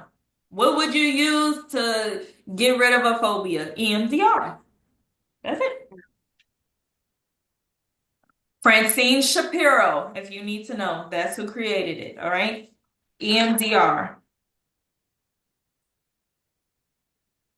Assertiveness training is part of behavior, okay? Assertiveness training we use a lot with, and we'll get more into that when we talk about multicultural families and things like that.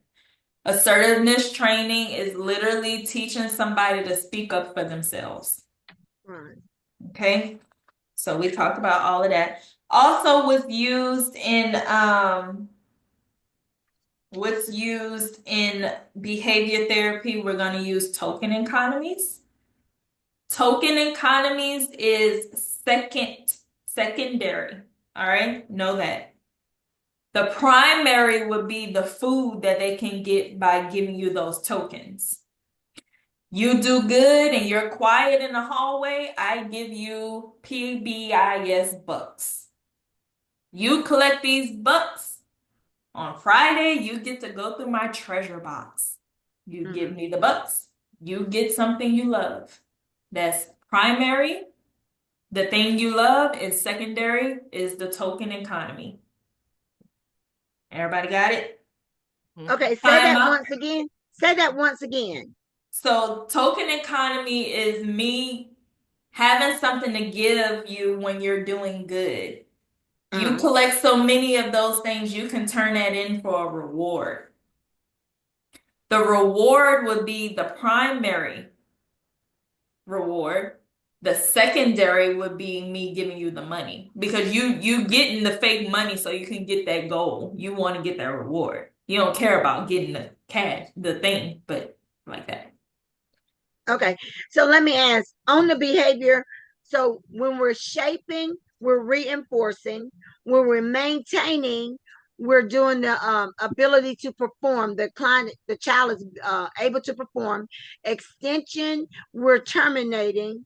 And then the token economic, that's when we're giving them. You're shaping. We're still shaping. Okay. Because you're shaping, because we're trying to shape you into what we want you to be. Always think about that. So I might take little bits of pieces of things, but the overall picture would be shaped how I want it to be shaped. So I'm shaping your behavior by taking small little chunks to a bigger outlook. You're absolutely right. My assertiveness training, I'm teaching them how to speak up for themselves. I'm teaching them that. Yep. But what about my environmental planning? Do I need to do anything on that? I will look over it, but Okay. All right. Social learning, just know vicarious learning. You learn by living vicariously through people. Kids, they see somebody getting in trouble, they're not going to do what they just did because they don't want to get in trouble. Okay? Okay. I would still look at his self-efficacy. He had the self-efficacy in the middle, and he talked about vicarious learning, motivational learning. Just look at those 4 different things. Not on there, but it would be good just to know, just to be prepared. I will also just look over Dollard and Miller stuff. The approach,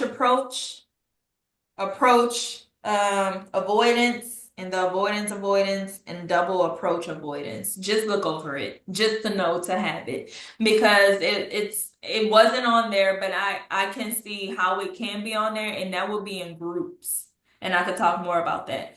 Mainly when somebody in the conflict stage, where are they on that? They're basically at the approach avoidance. All right. All right, y'all, we moving. REBT. Who? Ellis. Albert Ellis. Yeah. Give me, what model do they use? This is on the test. What ABC. model do they use? The ABC. ABC, yeah. Activating beliefs and consequence. That's the framework. So that's the shorthand, okay? The ABC model is the shorthand. Of course, they added the D and the E, okay? ABC. That's drug. That's you talking about basic ID, but you there. Give me the ABC. Activating belief and consequence. Something gotta happen. There gotta be an activating event. Something has to happen for me to have some stinking thinking. So what happened? An activating event, and then that turns into a belief about that. I believe whatever happened. And then what happened? Your Because I believe it. Consequences will I have follow. a consequence because I believed it. So that's shorthand. What else I gotta do now? You gotta dispute. I gotta dispute that belief. Right. And then after I dispute all of that, I get what? You have some relief. You get a new emotion. There you go. Okay. You get a new emotion. Now I don't believe that I'm a slut because my husband left me because I was fat and I had to go sleep with everybody in the bar to prove him wrong. And now I disputed all of that. I am beautiful. Somebody will love me. And I'm good. Okay. That's all Albert Ellis talked about. All you need to know that it is an activating event. It's the belief that I believe. Irrational thinking. Because I was thinking irrational when I believed that. Now what I'm going to do? I'm going to dispute all of that. I'm going to start thinking rationally, and I'm going to be all right. That's all you got a new emotion. A new emotion. I feel good. Mm-hmm. Yeah. That's all. And know that those things can be used for sure in group. Then you got Aaron Beck, who talked about what? Beck talked. What did Beck talk about? That's your CBT. No, yeah, that's the CBT. Yes, cognitive. Cognitive behavior. Feeling. Yes. Now, when we talk about REBT, always find words that say irrational beliefs. Okay. Right. When we talk about CBT, that's thoughts. Right. Thoughts go to CBT. Irrational thinking goes to REBT. But don't y'all? They're not going to put Behaviors too, right? and CBT together. But you just know. So, Beck also talks about the strip therapy. The who? The like the transcript, like strip. That was like role play. Subscribe, yeah. The life script? Not the life script. What script? It's called script therapy. SCRIPTO therapy.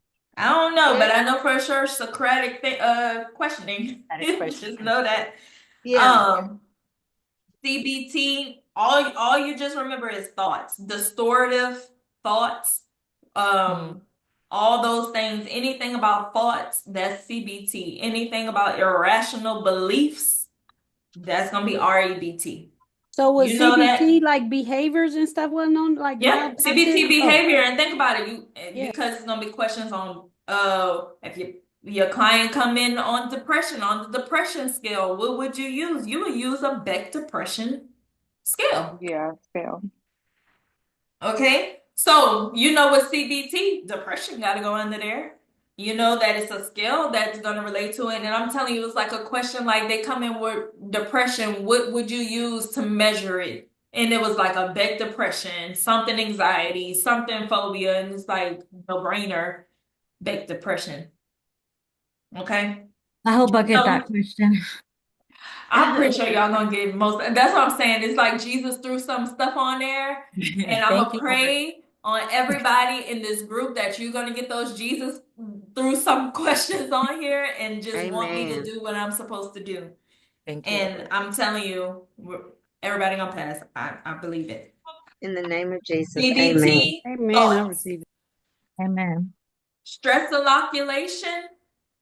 Donald Meckenbaum. That's all you need to know. It was a question, literally. Stress inoculation. Who was that? Meckenbaum. Donald, yeah, Donald. Okay. Last one we rolling into is reality therapy, guys. And eclectic, but eclectic, everybody should know what eclectic therapy is. That's all of them. That's picking from everything Every one that of will be good for the client. That's all you need to Right. know. And reality is William Glass. And Glasser. also underneath choice therapy. Just know Yes. that. It is also known as choice therapy. It is all about helping the client develop responsibility, taking responsibility for their actions, right? Yeah. Just making sure they're aware and have a sense of responsibility. You see that, you know for sure that is reality therapy, that is choice theory. Okay, and then somebody underneath him did some things on the WDEB. Who was that? Wobbly, yeah. Wobbly, I yeah. can't say it. I know it. Remember, W is for wants. What do you Yes. want out of this? And D. D, doing. What are you doing to get there? E, evaluation. Let's evaluate if you're doing what you're supposed to do.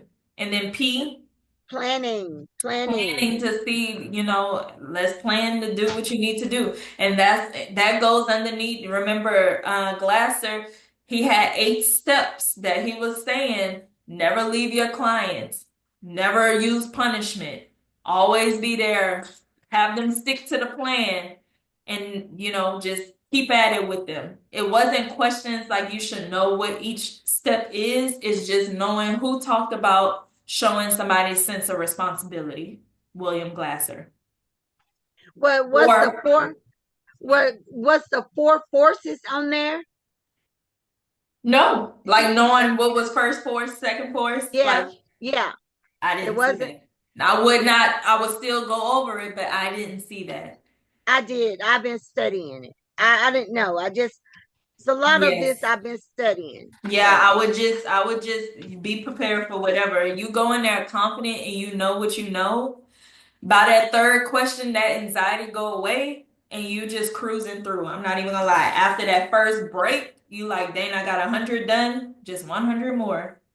Go out, take your break. It's 15 minutes. Go pray, come back. And I literally sat there and said, Holy Spirit, it's your turn. That's right. Amen. And just let it just flow. Y'all got it for real, for real. And we talked about eclectic. Eclectic is just all different schools of therapy that you're gonna pick from that fits the client.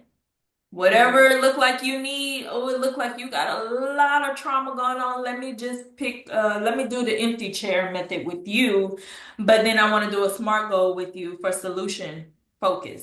And solution focus, that's all you need to know, that it focus on solutions. Right. That's it. Do it focus on the past? No, no. Focus on solutions. That's it, that's all. Mhm. Basic ID was not on there, but I would look at it.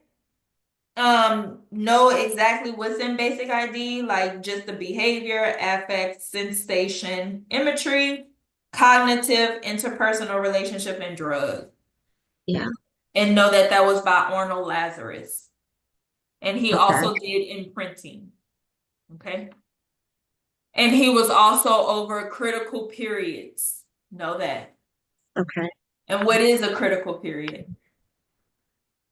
When like children are when they're first born, their critical time to get to know us is in those first months of their life. That's when they develop trust or mistrust.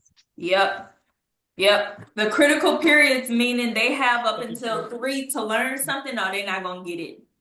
Right. They're not gonna get it. And then he also was over ethological practice. That just means study of animals. Of course, we know the ducks. Yeah. All right. Mika asks if y'all have homework, and you do. You do have homework, but you're gonna only read the first half of this homework. I need to see how I can. Y'all might have to email me. I don't know how to put stuff in this, but you're gonna read the first half of this study guide that I'm about to give you. Just the first half. Don't go into the next half until till whenever. If you want to, you can, but it will make sense the first half because we just went over it in here. The second half will make sense when we go over all of that too. The only reason I'm saying that because this study guide, the material is all over the place, but the first half you would know because we just went over it. The second half we have to go over it. If you know it, I would just read it, but come second half when we hop back on here, then you'll understand and know it a little bit more. And I can show y'all what it looked like, but I'm gonna send it to you. Everybody have my email. Yeah. Well, Brittany, what about me? Because I go test. You need to just call me and we can just recall until it's time for you to go take your test. And you need to be listening to that 47-minute boot camp, like I told you, every day starting today until you test. Well, I have. I've been doing it ever since you gave it to me. And you also need to the day before your test, you just listen to. I will also try to listen to Rosenthal. His boot camp is different than his 47. It's a little bit more information. If you can listen to that before the day before your test, I will listen to that too. And then the day of your test, listen to the 47 if you have time, and then just pray. Literally. Amen. Because I would not stay up all night trying to study because what you know is what you know already. You're not gonna learn nothing else. And if you overstudy, you study long, study wrong. That's true. Yeah. And I don't want that. I've been getting up and just saying that's enough for today and just because it's so crazy because like it actually I know I've done too much when I'm getting a headache. Or when you're just not getting, and stay off of those study questions the night before. That would give you false hope. Because if you start getting them wrong, you're gonna start doubting yourself. Don't do that. I'm gonna just stick with all the stuff that I've been doing. You've been doing it. Okay. Your study guide didn't show up. You was talking about, is this the one we already got? Some of y'all already have it. That's why I'm saying I just want you to do human growth and development. Read it. You see how it's recalling everything we talked about. You really was. Yeah. Everything. Look at identity Okay. crisis, trust versus mistrust. You said this Lev this is what you were telling us. This is what you were telling us to study every day, Brittany. Yes, just read and look over it every day. This is recalling. Harry Hollow was on there, y'all. What did he work with? Monkeys. Hairy monkeys. Hairy monkeys. Look, midlife crisis happening, generativity versus stagnation. Just look over it. The first part until we get back on, and then you'll understand. Oh, you can do the second part too. We did it. You see that? Theories. Now, what I have highlighted on here, that's why if y'all want to send me an email, I highlighted things that just really look at because it's things that you don't hear recalled all the time. Okay. But as you can see, look, social connectedness, Adler, all of these things, okay? Then when we hop back on next time is groups. Once we recall all the groups, go and read. If your test is soon, I will read all of them. And then when you have questions, mark the questions. When we come back, let's answer them and get clarification. Okay. All right? Is that okay? Everybody good? Yes. Yes. Yes. Thank Much, you. Brittany. Okay. Thank you. Okay. Thank Y'all, you. we're in it. This Thank is you your all. tribe. Remember. Thank you. Thank you so much. Thank We you. gonna pass, So have y'all. We we gonna decided pass. for us? We're So gonna have we Y'all gonna pass and we decided pass. for all us? going to go on to Texas Y'all and are visit going to Brittany. pass. Yes. Amen. Then Brittany, we coming to your house to celebrate. We sure is. Everybody coming to Texas. We're gonna do a little Are we barbecue. are we My setting husband a gonna date grill it. for another day? For another day this week? Yes, I have Mondays on there, but I also said if I know Mondays are weird, if we can plan another day, I am Oh no, Mondays was fine. Mondays. Wednesday or Mondays. That'll be great. So everybody can be up to speed. Email me. I'll send you this. We'll go over that at the beginning, and then we'll hop into the next thing. So we'll recall everything we went over today on that, and then we're going straight into groups. We're going to study, and learn about groups, and then you're going to read about the groups, and when we come back again, start it all over again. Okay, sounds good. I hope that helped. Miss Penny, you just Yeah. call me, and you can recall so you can be ready. I will. Thank you so much, Brittany. You're welcome. Hey, Brittany, can you give us Yes. the name for the boot camps again? Can y'all email me? I'll send it all to you. I have a file. Let me see if I can pull it up. Did you say the Rosenthal boot camp? Oh, yes, the 47. Here, let me write it. Now, his 47-minute boot camp is on YouTube. YouTube. Yeah, it is. That one's on YouTube. It's really good, 47-minute boot camp. But I will also on Audible get the purple book on Audible, and there's the boot camp too. I will listen to that boot camp. I listened to it like the 2 weeks before my test. I just listened to the 47, that and the 47. The 47-minute literally is just an hour. If you can do an hour a day just listening to it, you good. Just get it in your head all the time. It's really good. Thank you. You're welcome. Any more questions? Everybody got it?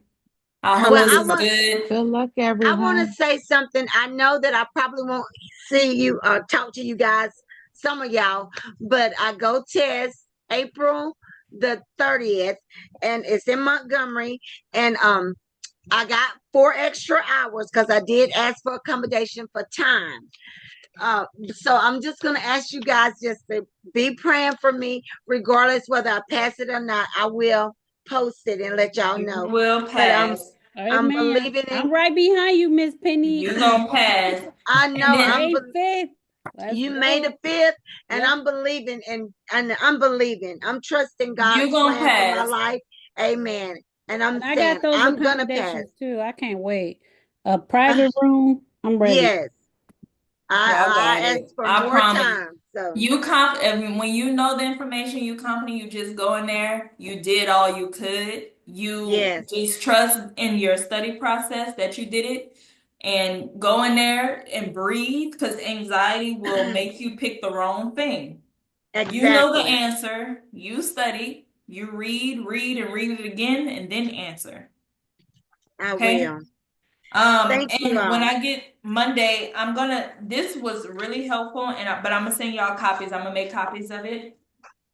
This it's a whole bunch of colorful things, but it was helpful. I'm gonna make copies because y'all might not get it mailed to you in time. So I'm gonna make copies and just send it in Okay. color, and then go from there. Thank you. Thank you so Okay. much. Was today okay, y'all? It was Yes. wonderful. Wonderful. Okay. Thank you. Perfect. If y'all have questions, write it down so we can talk about it the next time. Sure will. Thanks. Bye, Class y'all. is Thank Monday you. at Bye, 5, everybody. correct? And I'll send all of the schedule. Okay. Okay. And what time on Monday, Brittany?